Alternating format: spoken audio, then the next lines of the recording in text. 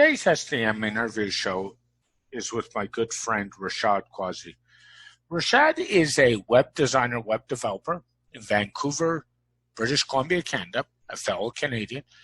And today we thought we'd talk about the 10 lessons learned when doing web work for clients.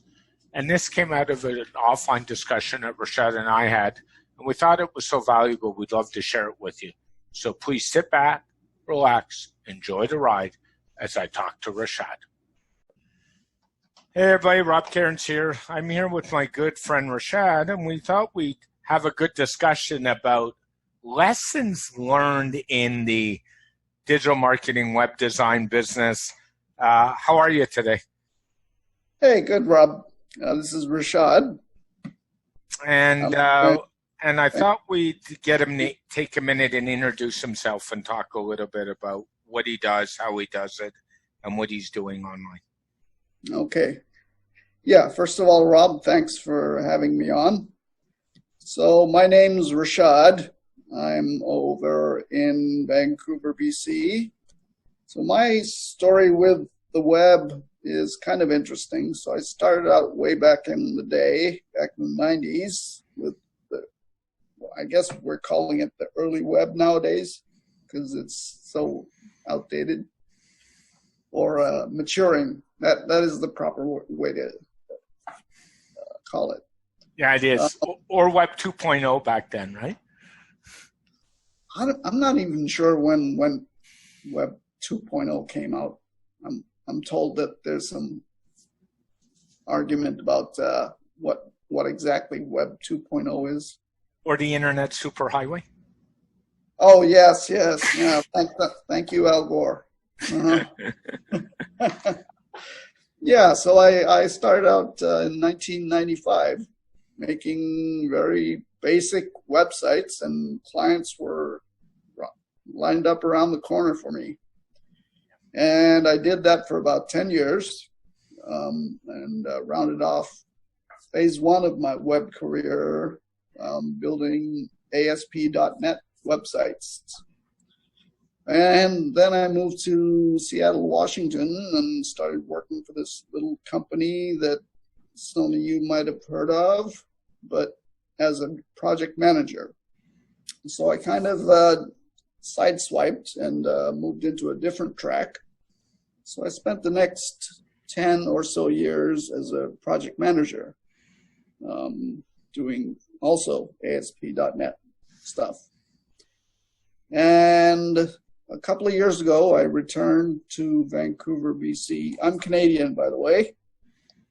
And I had a fair amount of money stashed away, not to brag or anything, but I really felt that I wanted to get back to my roots. And so I started exploring and figuring out what would be the most sensible way to get back into the business. And it looked like this magical WordPress thing had taken over the web. Yeah. So that's when I started fiddling around with it, figuring out if that's what I really wanted to do, or if I wanted to go to ASP. Whatever version is the latest. I don't even know anymore. But yeah, I've started to get clients slowly filtering towards me. And that's what we're going to talk about today, I guess, is some of the lessons I've learned in the past year and a half or so, but the hard way. Yeah, it's really interesting discussion, the hard way. And I think every agency owner, every freelancer, every developer has been there. And you and I are both in several content groups and several web agency groups. And every week we pick it up and somebody says, what about this? What about that? And there's always 5 people said, been there, done that. Here's how you fix it, kind of thing, right? So we thought we'd have this discussion, and this discussion kind of came out of a chat Rishad and I had last week where we were sort of batting around some ideas to some stuff you were working on, right, if I recall.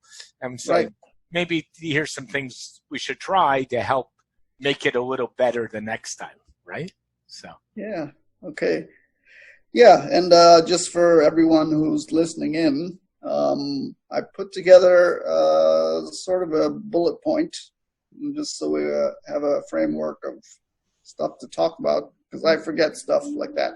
That's another thing that changes in 20 years of your memory? doing kind of thing. Yep.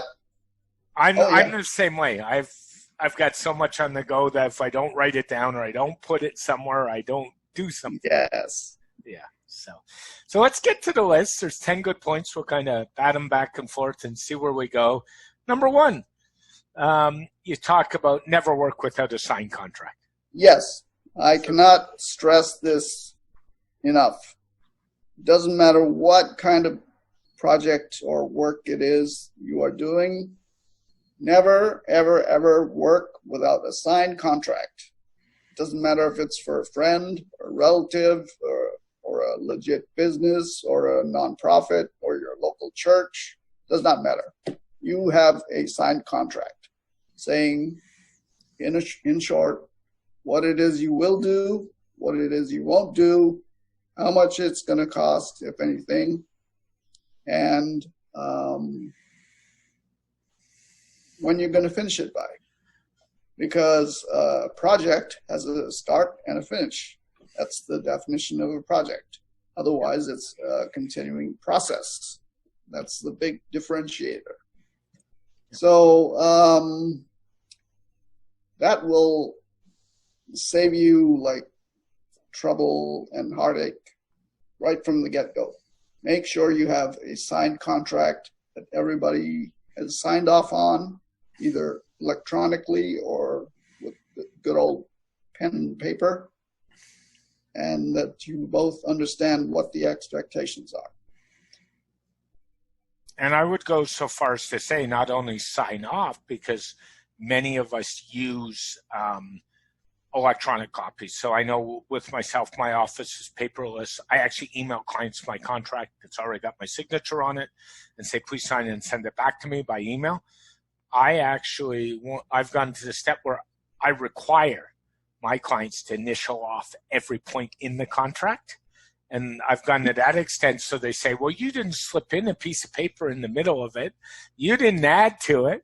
And then the other thing I would add is, and you sort of mentioned nonprofits in there, I would go so far as to say, even if you're doing a website pro bono for a charity, you should still have a signed contract. So there's expectations made, even if you're doing it as a donation or doing it to help them.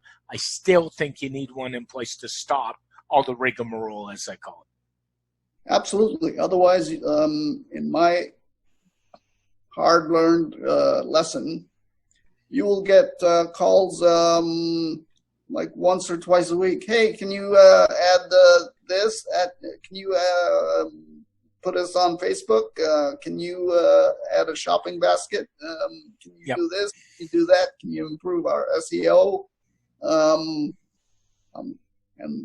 at that point, you're kind of morally obligated to help them out. But if you had that signed contract saying, nope, this is not what I agreed to do, you're up the river. No question. And I would even go so far to tell listeners that if the contract is a large value, so my run of time of a large value is 5 figures, 10,000 or more in my business. Have a lawyer look at it. At that point, extra set of eyes is a good thing, and just build the cost of it in and let the lawyer look at it and make sure you account for that in the contract value, and then you're covered even more. So you won't get any legal hassle. Yeah, that's a pretty good piece of advice. Yeah. So number 2, don't start the project work until payment has been made. Oh boy, I like this one. What do you think about that? Yeah, that unfortunately is something that I've learned the hard way, and I'm still kind of sort of learning. So the actual figure that you should charge is up to you, but my personal recommendation is no less than 50% upfront, no questions asked, unless you've had the initial call and the discussion about what it is you're going to do. You need payment. You need to. Yeah, I have this thing called an appetite, and I need to keep a roof over my head. So I need some money. Yeah, I'm the same way. 50% is typical. What I would say is, if it's not a web project, so say for example it's an ad campaign. Typical ad campaigns are you charge a management fee and then the client pays the ad spend. That's pretty typical the way ad campaigns go. I'd be charging 50% of your management fee up front. I would also go so far as to tell our listeners, please don't call it a down payment. Please don't use the words refundable. Tell the client it's an initial or a first payment towards the total balance. And I don't like using the word deposit. I try to avoid that word at all costs. I'll say it's a first payment, it's an initial payment, it's a scheduled payment as per payment schedule, whatever you want to use, but don't call it a deposit. Because deposit suggests they could get their money back. Correct, yeah. That's an excellent point. Okay. Yeah, one little thing which I've also learned the hard way is whenever you make a money transaction electronically, especially using things like PayPal and whatnot, you have to bake in the cost of the fees that the money transaction is going to cost you. Otherwise, let's say it's $1,000, you'll only get $970 out of that. That is true. Now, $30 doesn't sound like a huge amount, but if you keep doing this as a continual practice, it's eventually going to take a bite out of your burger money, you know? Yeah. or your slush fund to go buy beer or wine or something like that. But yeah. Yeah, money is money. And thankfully there are a bunch of pretty good, accurate PayPal fee calculators out there. So you can I would recommend to bake that into your contract also, that client is responsible for cash or money transfer fees. How do you take payments, Rishad? Right now I'm just using PayPal. Okay. Yeah. So a couple things I do. One, we build in our agency, we build all the fees into the contract. So I look at it and make sure the 3% is accounted for. So I like the all-in approach. So I don't like to tell the client there's a fee. I just bury it and say, here's the cost. And I account for that when I do the pricing. So that's built in. The second thing we do is we actually don't take PayPal payments. So the only payments I will take typically is either Square, which is SQUARE, in front of me, or by paying an invoice.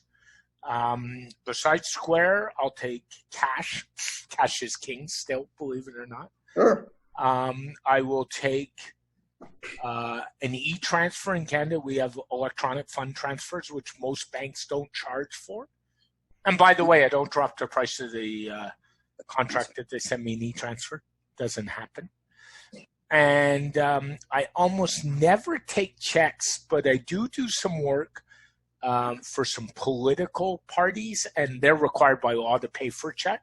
So typically that's how I take payments. Now, Fortune 500s, I deal with a couple. They're a whole new ballgame. They get special rules, but they usually don't have to worry about it. But the key is to be consistent and do what works for you. That's the important thing. Number 3, always make sure that you retain the rights to these things. The website built by testimonials, recommendations, referrals, and the right to display screenshots. That's a tough one. So go ahead. Yeah, I have not had an issue so far, but I do see it as a potential sticking point for some clients. I fully understand that clients should be able to choose that option, in which case I think you should personally jack up the price. Yep. But at a bare minimum, I think you should be able to get something in return. Yes, I would agree. I know because the clients I deal with, a lot of them don't like that, but they'll give me a testimonial. So they don't like the website done by, just because of the nature of their business, and not them doing anything above board. I deal with some big companies. I deal with some people in tough business sectors that are potential hack attempts, believe it or not. So I'd rather not have that there, to be honest with you. But and a lot of them don't like their portfolios being displayed. But that said, if I ever need a reference or a testimonial, they'll gladly do one. So you know, there's some. So you have to do what works for you on that one, I really think. So that's a good point. Number 4, and I love this one, Rishad. I absolutely do. Set expectations and stick to them, and set them early. What do you think? Yes, absolutely. And it kind of relates to what we talked about at point number 1 regarding getting a signed contract and whatnot. Yep, so I agree. That's basically part of what number 1 is setting expectations and sticking to them for both parties. Yep. And one of the things you talk about in that is you say also about non-responsive clients. How do you handle that? Do you put a clause in your contract? Do you have a restart fee or a penalty fee if they go quiet? How do you handle that? That is kind of sort of the situation that I'm facing with a client right now. Okay. And you're dealing with it and refining your process would be a good way to put it? Yes, that is correct. Okay, I'll share with our listeners a couple of ways we handle that. I put a 14-day silent clause in all my contracts. So if the client goes silent for 14 days and does not respond to an email for 14 consecutive days, the project is considered 100% completed and finished in full, which means the final payment is due in full. That's the end of it. And then if the client says after that period they want to get going, web projects typically is where this happens. I charge a 25% restart fee up front. So, and you hear the words up front. So the key is if they're going to, because what clients got to realize is there's 2 ways to impact deliverable dates. One, the designer or the agency. Usually it's not on that end. Usually it's on the client's end, as with my experience. They don't get you something. They don't do something. Now, there's always extenuating circumstances that happen, and those you deal off as a one-off case, right? So yeah, that's kind of sort of the reason I'm giving this particular client some flexibility. Yep. I understand. And if they're a good client and they've been with you for years, I had one go through that last year, and he had some health reasons, and he wasn't in a position to get back to me, and I waived everything that was in the contract because he had been, as a business, he had been really good to our business. So you got to assess those one at a time, kind of. Yeah, there's a give and take between playing hardball and softball, in my opinion. Yep. And then the next one you say is set a hard time limit on meetings. How do you go about doing that, and how do you run your meetings? Yes. So my client is chatty, and part of that is because he is also a personal friend of mine. Yeah. And he tends to think out loud, and meetings that are scheduled for an hour or so sometimes run into hour and a half. One time 2 hours. Yeah. But by the end of the 2 hours, my brain is just Fried? fried noodles. Okay. Yeah, and that's no good for me, and it sets a bad precedent. Yeah. Because then they'll expect that an hour meeting can be stretched out to 2 hours anytime they wish. Mm-hmm. And the last time we chatted, Rob, Yeah. mentioned a very, very good idea, which I think I may implement in future, which is to say that you have a meeting coming up right after. Yeah. That works. The other thing I don't do that helps is you always run over. So I don't like booking back-to-back meetings, number one. Number two, I make my clients book their meetings with me. I mean, you and I did this over, when we booked this podcast, we booked over Facebook, but we're friends. There's no issue there. We're going to make our commitments. But I find if you get clients to book their own meetings, they almost always show. So in my case, I use, I use a service called Appointment Led, which interfaces with my Google Calendar. They just go in, and you've used that with me before. You just go in, you book a meeting. And the one thing I do when they book the meeting is I don't automatically anymore have the system send them a Zoom link. I do it manually, only because it means I don't have as many choices in the system for types of meetings. If they say they want a Zoom link, I'll just send it to them manually, which is fine for me, but that helps. I also set an agenda before the meeting, often in the agenda, like we did for this podcast. You even sent me some notes and said, here's a base for some notes of what we're going to talk about ahead of time. So we have a framework, frame the meeting out. And the other thing I really ask clients to do in meetings is to take their cell phones and I mean, mine's on right now, but ignore them because they start doing other things, and then you never get to. Yeah, that is really quite irritating to me. Yeah, I mean, you're meeting with them. Show me some respect, right? Yeah. So that helps. Number 6, where are we?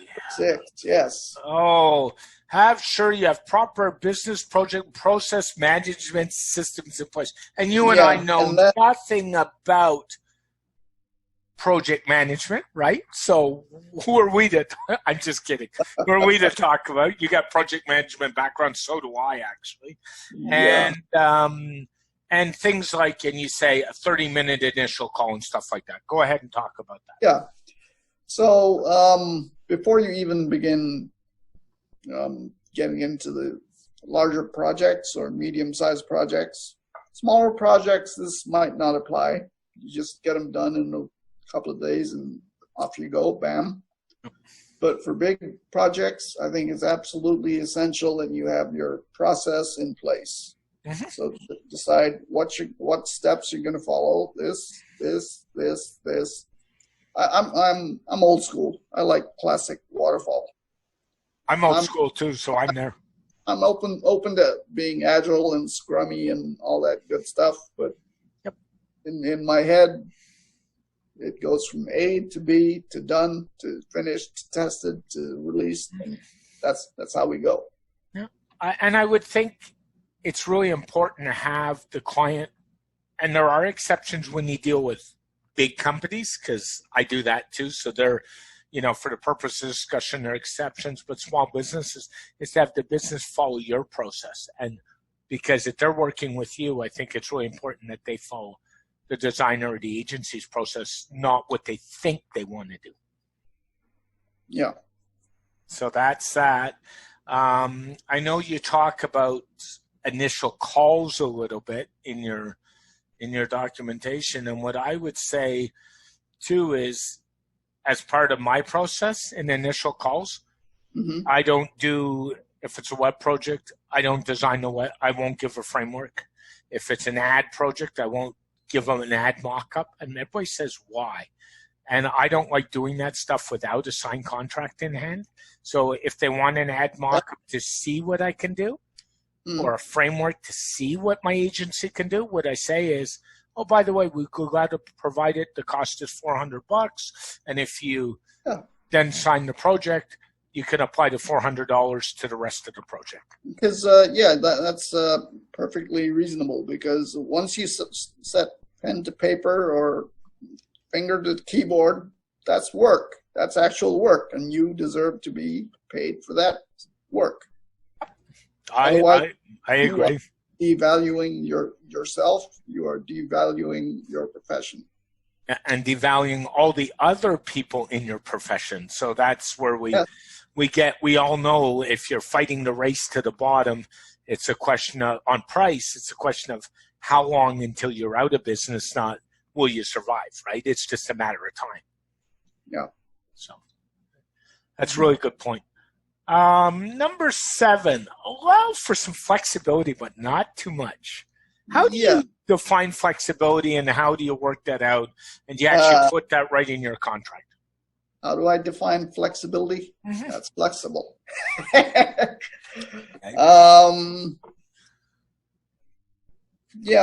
I have not thought about how to bake that into a contract as much. I guess, like I mentioned in our meeting notes, 5% is a good give and take. Yep. In my opinion. Mm-hmm. Yeah, in terms of free add-ons or upgrades or things like that. I'll give you a hard example. So the project I'm working on right now, we had not discussed analytics, but for the sake of good faith and continuing business and giving the client 110%, I'm going to toss in things like Google Analytics and a couple of other tools to help them out the door and to get running and be successful. Kind of the way we manage at that agency, we have a rule that if the project's over $5,000, and that's not uncommon, the client has to put up what I call a 20% change fund in advance. So the way the change fund works is any change that affects the deliverable date of the project is subject to a cost. When that 20% is exhausted, they're not allowed any more changes, or they replenish the cost of the project. That all said, there's one full revision in there for free. So one big revision. But then if you come to me, and a change doesn't have to be functionality. It could be Johnny has a company called a manufacturing company, and Michael, his project manager, he fires today. And then he parachutes his wife, Sue, in. Well, guess what? That's a change. And believe it or not, even though it's not a functional change, because you've got something new and you got to bring them up to speed, there's a time commitment change to that, whether people realize that or not. Yeah. So we have a policy that major changes, there's a cost involved. And 9 out of 10 times, what that stops is all the silly little stuff. Oh, I decide I want this red changed to blue because my niece says it's a better color, or my niece would like pink because it looks really good, or that kind of stuff. And that's the kind of stuff that actually bites you more than anything, right? If you know what I mean.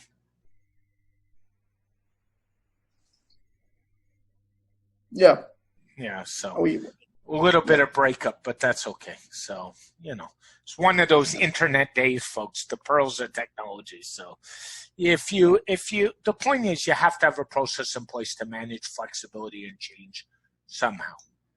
Yeah. I love number 8, by the way. Always work exclusively on your own private staging server. How do you handle that? And how do you tie that into your final payment for the project? So, I will be in full admission. I have not actually done a private staging server to this point. I've been in good faith with my clients so far, and as soon as it's ready on my personal server, I hand it over and do a migration.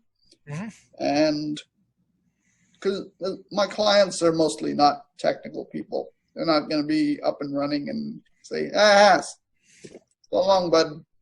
We're not going to pay you the rest of the money. No, that's not how it goes. They wouldn't know how to log in. They wouldn't know how to make even the simplest changes. So I'm not too concerned about that. As when my projects start to ramp up and get a little bit bigger, I do need to get this concept of a private staging server handed over, worked out properly. Now, in my investigations, every hosting service has a slightly different approach to how to set up a staging server on their site. Yep. So that is a little bit of a tricky issue, but there are certain tools that will help you migrate from one to the other. But having not tested them out personally, I can't say if they're reliable or not.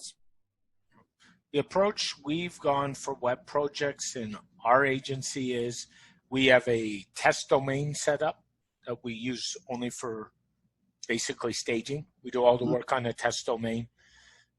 We provide some clients with hosting, but we have other clients that we don't provide with hosting. We will not make that website live until the final payment is made. And that's actually going back to number one, it's in the contract. So until you pay your bill, your site's not going live. If it's the client wants the site on their own server, we won't even do the migration until it goes live. Because at least if it's on my server, I can pull the site.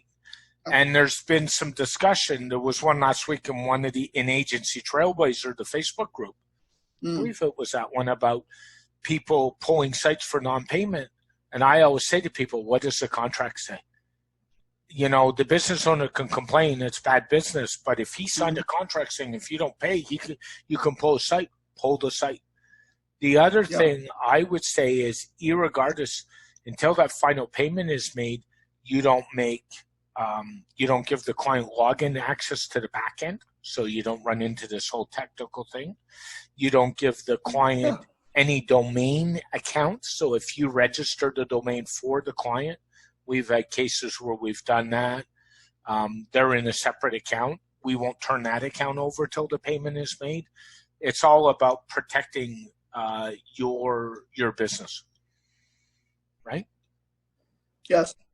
I mean, what happens if you don't pay your rent?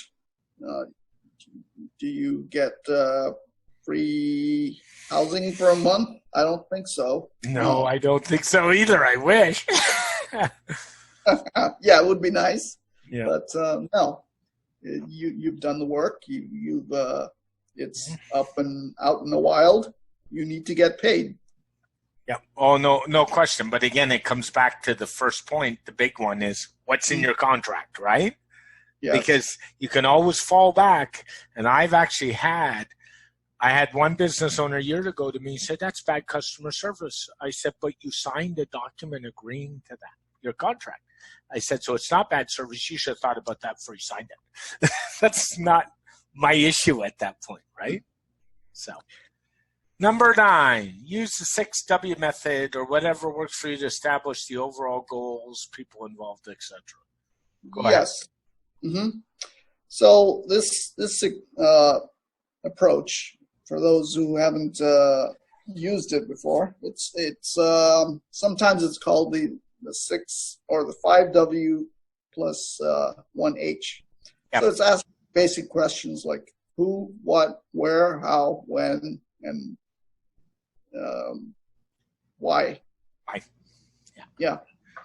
And those should be baked in right at the beginning, preferably in a pre-sales call form. So have them fill out a form. What's your project about? What's your budget? When do you expect it to be done? Et cetera, et cetera, et cetera. And you have all your key stakeholders sign off on that. before you move ahead. I would agree. That's, yeah. If you can't answer those 5 or 6 questions, I think you got a bigger problem than getting the project done at that point, right? And that's what causes confusion. Yeah. And that's what causes, oh, well, we thought the page should look like this, and we want to change it to something totally different because you've changed your goals in the middle of it. And that is an issue. Yeah.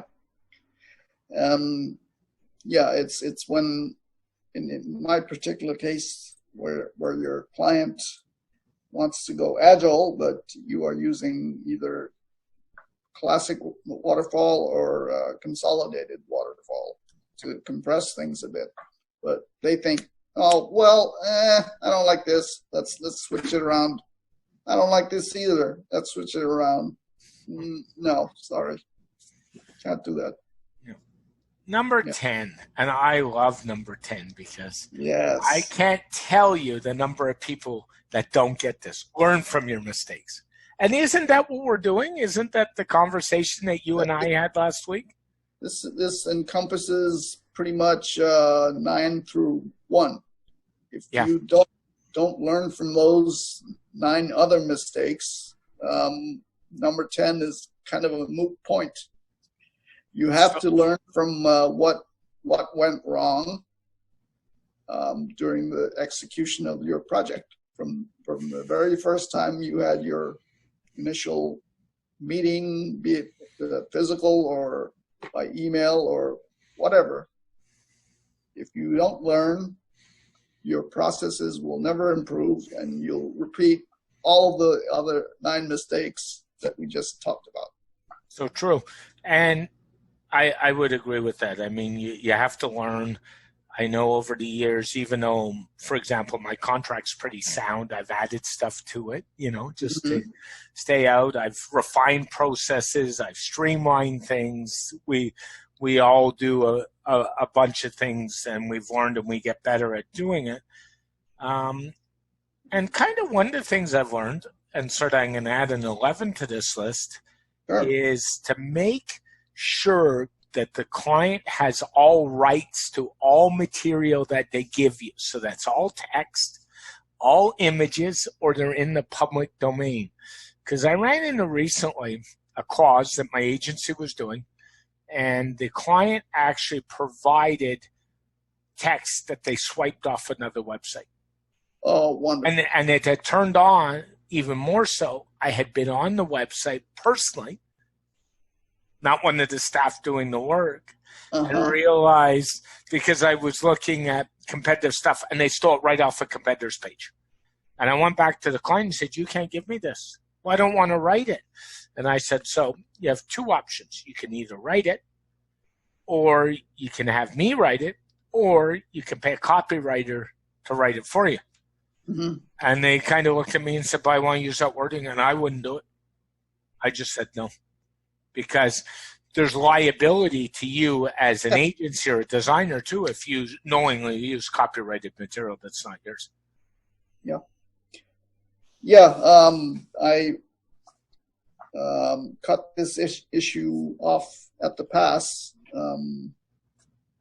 for one of my recent projects by alerting my client that any materials that they give me, they need to do a reverse image check.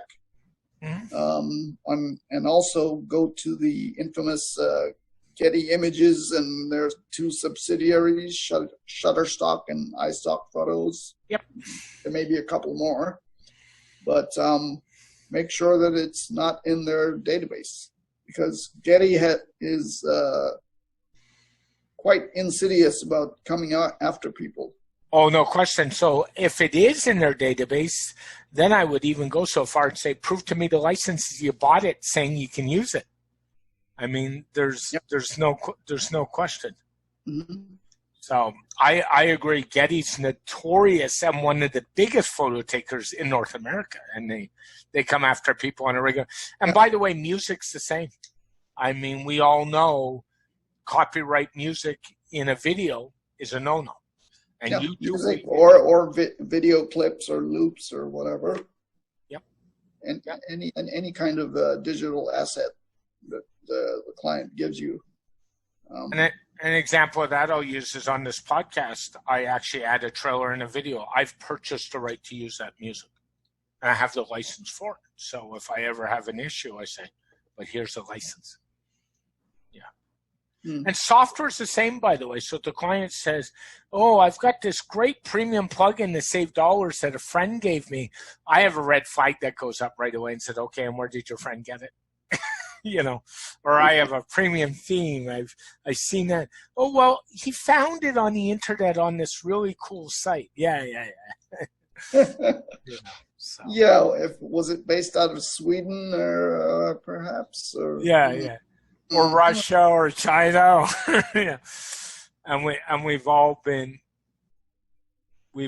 through that.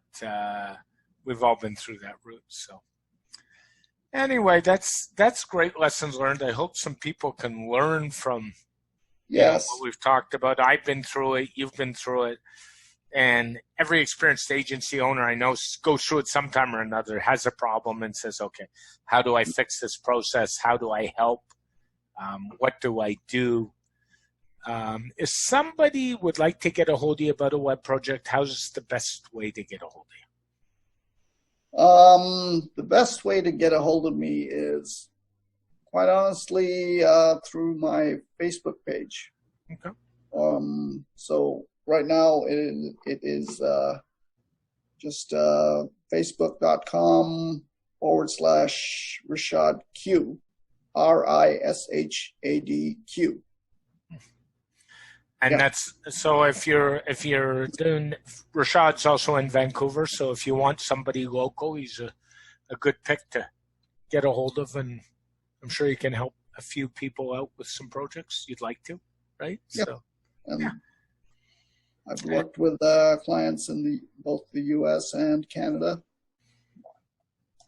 So that's the beauty of working on the internet. A little bit of French, so. A little bit? Petit peu? Peu de français. Yeah, that's about the extent of where mine's going, and I'm from Montreal, so there you go, folks. Anyway, everybody, have a great day, everybody. Bye for now. Right. Thank you. Thank you for listening to the SDM Interview Show. This podcast is a production of StunningDigitalMarketing.com, the agency that can help you with your web design, WordPress security, and digital marketing needs. Please subscribe to this podcast. This podcast can be found on Stitcher Radio, Spotify, Google Podcasts, Apple Podcasts, and more. Please don't miss the next edition.